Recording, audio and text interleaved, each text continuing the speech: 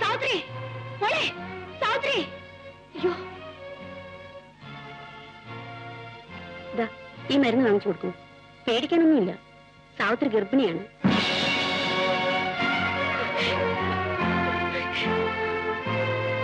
എടി, ആരാടി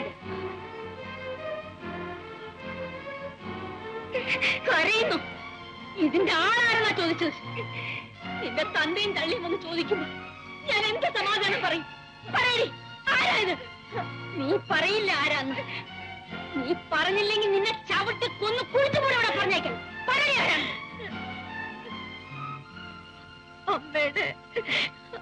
അമ്മയുടെ മോനാണ്.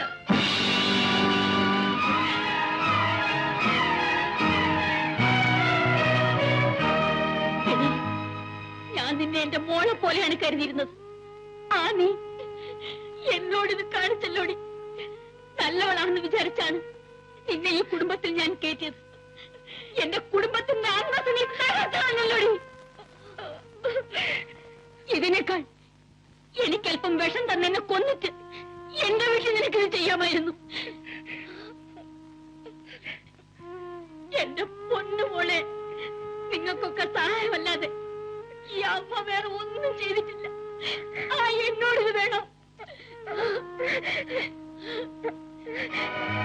എടാ, അവിടെ നില്ല. നീ എന്റെ മോനാണോടാ? എന്താടാ ഈ കാണിച്ചത്? എന്താ അമ്മേ? എന്താ? എന്താണെന്നോ നിനക്കൊന്നും അറിഞ്ഞൂടാ അല്ലേ? എടാ,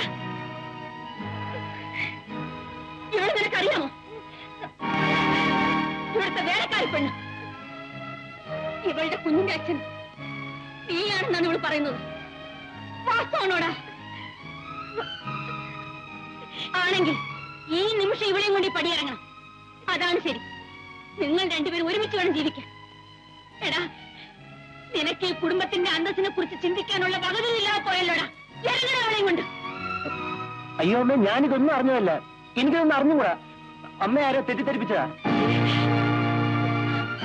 ഇവള് തന്നെയാണോ പറഞ്ഞത്? എടി, സത്യം പറ, ഇവനാണോ? അതെ അമ്മയുടെ ഈ മോൻ തന്നെയാണ്. എന്റെ ജീവിതം നശിപ്പിക്കരുത്, എന്നെ രക്ഷിക്കണം. എനിക്ക് വേറെ ആരുമില്ല. സാവിത്രി, നീ എന്താണ് ഈ പറയുന്നത്? എനിക്കൊന്നും മനസ്സിലാകുന്നില്ല. ഞാനോ? നിനക്ക് എവിടുന്ന ഒരു അബദ്ധം പറ്റി? ആരോ നിന്നെ ചതിച്ചു? ആരാ? പറ. അവനെ കൊണ്ട് നിന്നെ ഞാൻ വിവാഹം കഴിപ്പിക്കാം. നീ വെറുതെ എന്തിനാ എന്റെ പേര് പറയുന്നത്? പാവം അമ്മയോട് അത് വിശ്വസിച്ചു. സാവിത്രി, നിന്നെ ഞാൻ ഇങ്ങനെയല്ല കരുതിയത്.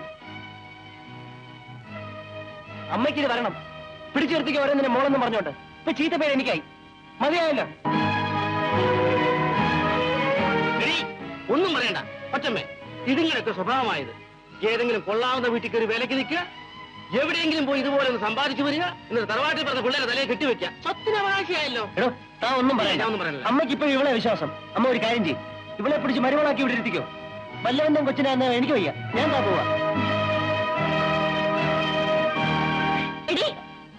പറഞ്ഞത് കേട്ടില്ലേ? എന്റെ മോനെ ഞാൻ അങ്ങനെയല്ല പഠിപ്പിച്ചത്, അങ്ങനെയല്ല വളർത്തിയത്. എന്റെ മോനെ കുറിച്ച് വേണ്ടാതീനം പറയുന്നു. ഇറങ്ങണി പുറത്ത്. ഇല്ലമ്മേ, ഞാൻ പോവില്ല. അമ്മ എന്നെ പറഞ്ഞു വിടരുത്. ഞാൻ എങ്ങോട്ട് പോകും? ഞാൻ ഇവിടെ കിടന്ന് മരിച്ചോളാം. അമ്മ എന്നെ കൊന്നുകളാം. ഞാൻ പോവില്ല അമ്മേ.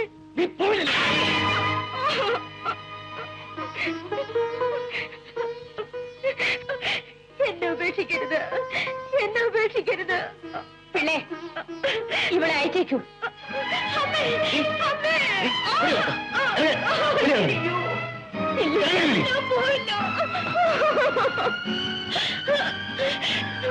നീ പോകത്തില്ലേ?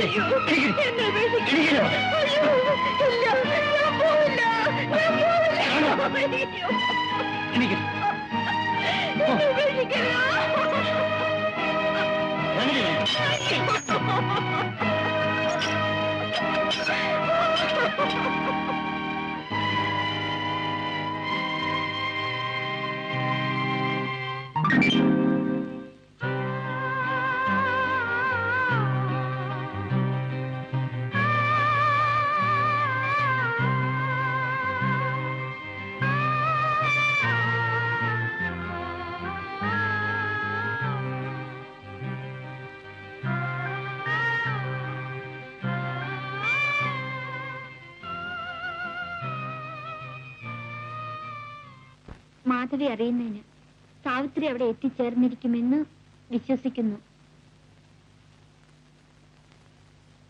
അവൾ ഇവിടുന്ന് ഒരു കുഴപ്പം കാണിച്ചിട്ടാണ് പോയത്.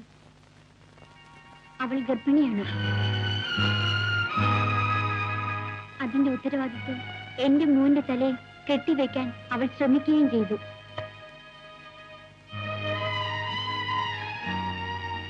എന്നിട്ട് അവളവിടെ കൊണ്ടുപോയി നിർത്തിയില്ലേ? വലിയ വീട്ടിൽ എല്ലാം കിട്ടുമെന്ന് പറഞ്ഞു. ഇപ്പൊ കിട്ടിയില്ലേ? എന്താ ആരോന്നും മിണ്ടാത്തത്? ഇപ്പൊ അവളെ ആർക്കും വേണ്ടല്ലേ? അവൾ എന്റെ പെങ്ങളാ. എനിക്ക് അവളെ വേണം.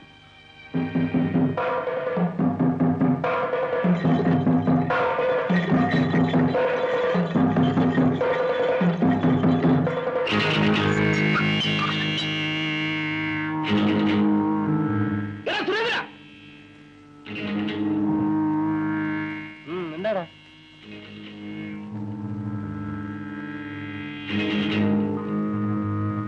എവിടെടാ സാവിത്രി? സാവിത്രി നിനക്ക് മനസ്സിലായില്ലല്ലേ? എവിടെടാ അവള്? പറടാ, എവിടെ കൊണ്ട് കുഴിച്ചിട്ടുണ്ടോ?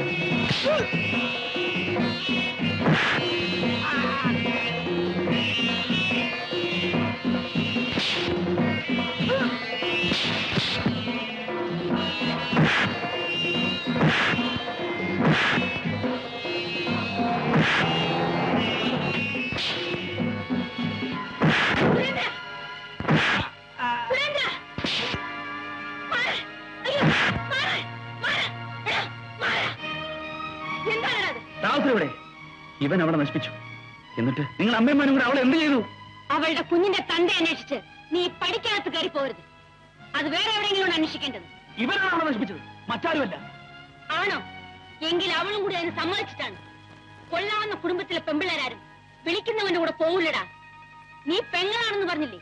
അവൾ അത്ര നല്ലവളായിരുന്നെങ്കിൽ ഇവൻ വിളിച്ചപ്പോ എന്തിനാ അവന്റെ കൂടെ പോയി? ഇതിന് ഉത്തരം പറഞ്ഞിട്ട് അവനെ തല്ലടാ, തല്ല്.